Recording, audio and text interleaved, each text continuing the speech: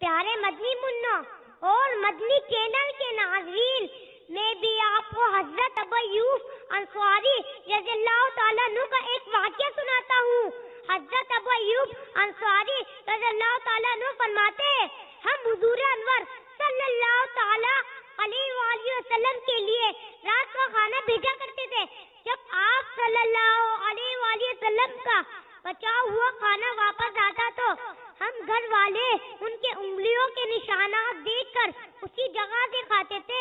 واہ واہ، کیا خوبصورت ادا تھی حضرت ابو ایوب انصاری کی ادا پر ہم صدقے جائیں واری جائیں کہ انگلیوں کے نشانات تلاش کیے جا رہے ہیں تاکہ ہم اسی جگہ سے برکتیں لوٹ لیں۔ فرماتے ہیں ایک بار کھانا بھیجا، اس میں لہسن اور پیاز بھی تھی۔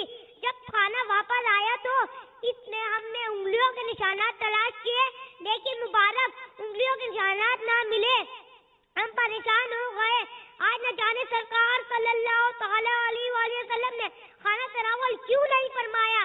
فرماتے ہیں میں گھبرایا ہوا آپ صلی اللہ علیہ وآلہ وسلم کی خدمت میں حاضر ہوا، عرض کی یا رسول اللہ صلی اللہ علیہ وآلہ وسلم، آپ پر میرے ماں باپ قربان، آج آپ نے کھانا تناول کیوں نہیں فرمایا؟ ارشاد فرمایا مجھے اس کھانے میں اسی بوٹی کی بو آ گئی جسے میں پسند نہیں کرتا، کیونکہ میرے پاس جبرائیل امین علیہ السلام وحی لے کے آتے ہیں۔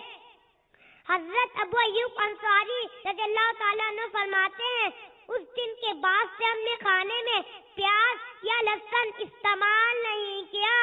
جو اپنی زندگی میں سنتیں ان کی سجاتے ہیں انہیں پیارا محمد مصطفیٰ اپنا بناتے ہیں۔